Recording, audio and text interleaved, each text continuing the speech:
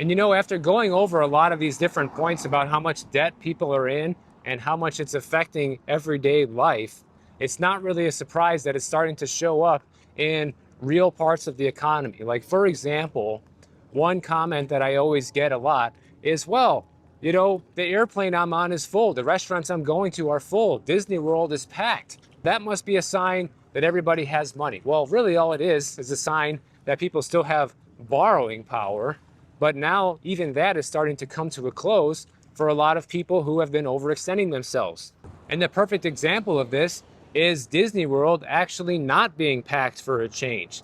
On September 1st, which was Labor Day weekend, usually Disney World in Orlando, Florida is completely packed this time of year. But this time, things were different. Disney World experienced unusually low attendance, which actually has been a trend that has been happening for the past couple of years.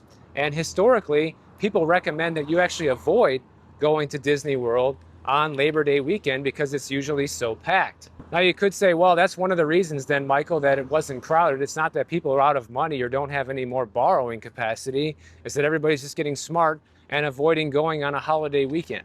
But I doubt it. And we know that Disney World is one of those things that has become very expensive. Even when I was a kid, it was expensive, guys. But you literally have, you know, people complaining on social media that, you know, it's costing over $1,000 a day to just bring a couple of kids to Disney World. By the time you pay for the parking, by the time you pay for the park entrance fees, by the time you buy your kid a couple of snacks and a meal and one of the souvenirs, you're out $1,000 for one day. So now Disney is having to resort to discounts and including ticket packages and reduce Disney resort hotel rates to try to draw people back in. Sound familiar? Well, this is exactly what McDonald's and a lot of businesses in the fast food industry have had to resort to recently to try to get their customers back. All these companies thought it would be cute to just increase their prices exponentially during the pandemic because everyone was flush with cash and thinking that they were just going to be able to ride that wave forever.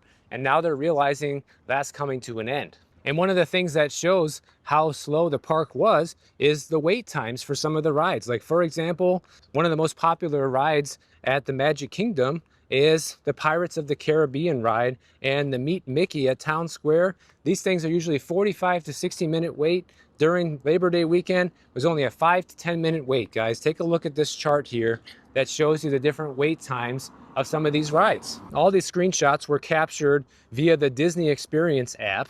You have another popular ride there, Space Mountain. That was just a 10-minute wait. Haunted Mansion was only a 13-minute wait. And there was not a single ride by the middle of the afternoon on September 1st where the Magic Kingdom Park had an hour or more wait on any of the rides.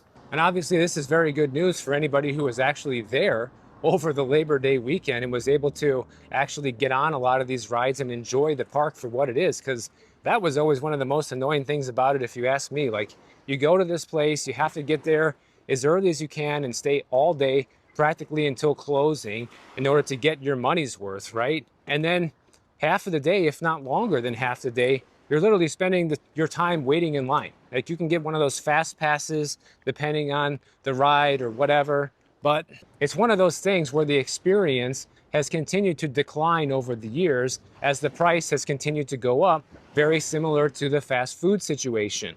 And I chalk all this up to the fact that people just don't have the money anymore, or they're unwilling to spend the money on these exorbitant prices. Like, nobody wants to go and drop $1,000 at Disney World if you're already having a hard time paying your bills right now.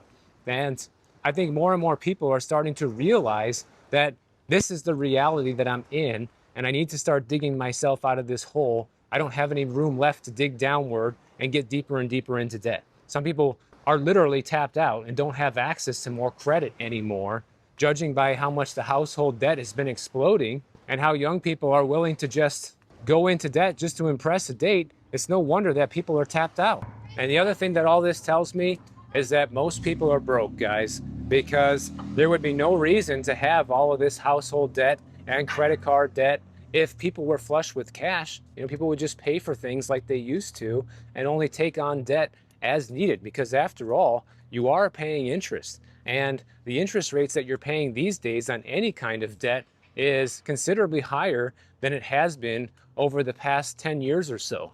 So if you're taking on debt right now, you must really need it. With the exception of some investors that strategically use debt in order to further their portfolio, I would say that most of this debt that people are taking on is completely necessary, and without it, they wouldn't even be able to keep up with the everyday cost of living anymore. So let me know what you think about all this down in the comments below.